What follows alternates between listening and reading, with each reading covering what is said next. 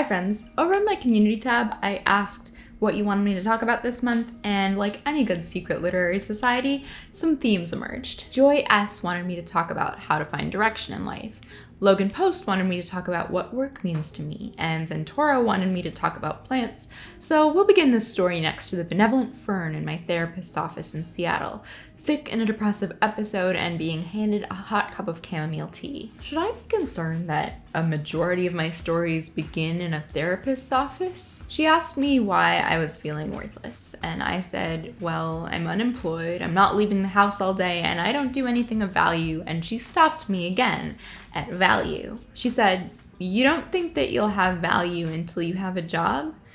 And when I said yes, she said, maybe you're just too good a capitalist then, in that you can only see yourself being valuable if you are economically productive, not because you're kind or thoughtful or a good friend or creative. And would you tell a friend that she was worthless if she found herself unemployed? And I was like, of course not. I'm not a dick. And she was like, then don't be a dick to yourself. And I was like, okay. And then I got a job and ghosted her. So, against the advice of professionals, I dug myself out of that dark place by going and putting all of myself into work, full stop, from one job to the next. I'd be the last one to leave the office and then get up early to write or film a video before I went in again. Weekends were for editing or uploading or canceling plans because some urgent social media trash pile had been dumped on me. And for a while, it felt good. Doing well at my job made me feel worthy, and having fancy job titles made me feel special and impressive. And then I had a series of workplace experiences that were, in the interest of protecting myself, I'm just gonna say racially upsetting. And that all started crumbling down. I remembered the idea that my worth is not my work, and that having a satisfying answer when people ask you what you do at parties isn't worth having to hold back tears on the subway platform going into the office every morning. So I got out, and I got a new job, and I started making changes. Around December of last year, when I was shopping for presents in a local bookstore near me, up in the front I saw this little pink square number called How to Not Always Be Working. It's written by a dancer named Marley Grace, who has made a career in posting choreography videos on Instagram. And reading it, it basically asks you to take a think about what work looks like to you. So I have a 9-to-5 job, and that's work, and I make videos, and even though I don't make a lot of money off of them, that's still work. And all of the stuff that I do to put together newsletters and playlists and postcards and post for my Patreon is work. Even going on Twitter to post about my videos or to try to keep an active social media presence so that people are even checking for my Twitter is a kind of work. And then it asks you to think about what is not work for you, like having a hobby that you don't monetize, or taking a walk on your lunch break, or setting limits on how often you check social media and email, or taking a vacation. After I read that, I took my first non-working vacation in years.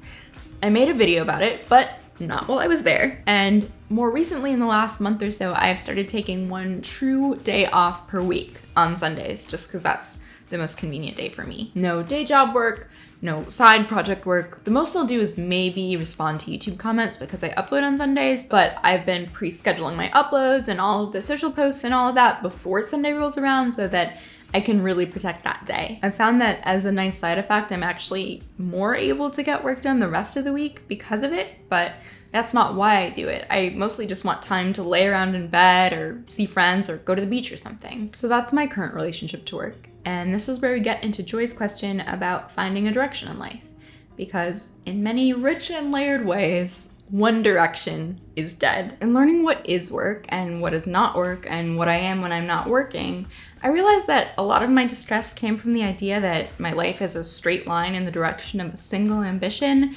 But when I opened up space in my life to not do work, I didn't think of work as the only thing I do, as synonymous with who I am. Instead, I'm this web of hobbies and projects and books I've read and people I love and music that I'm listening to, values I hold, issues I care about, and work. And so if any one of those things falls out, I'll still have a sense of who I am. I could lose my job and not lose myself, which maybe makes me a worse capitalist, but it does make me a better human. In the comments, tell me what your relationship to work is like, or how you find direction. If you like this video, there are a couple ways that you can support me. One is by clicking the notification bell so that you never miss a video. Or you can join my Patreon community, where you can pledge just $1 a month to help me make more videos and get me to my goal of 100 patrons so that I can release a Patreon exclusive writing zine. And if you can't do that, thanks for watching anyway, and I'll see you soon. Bye.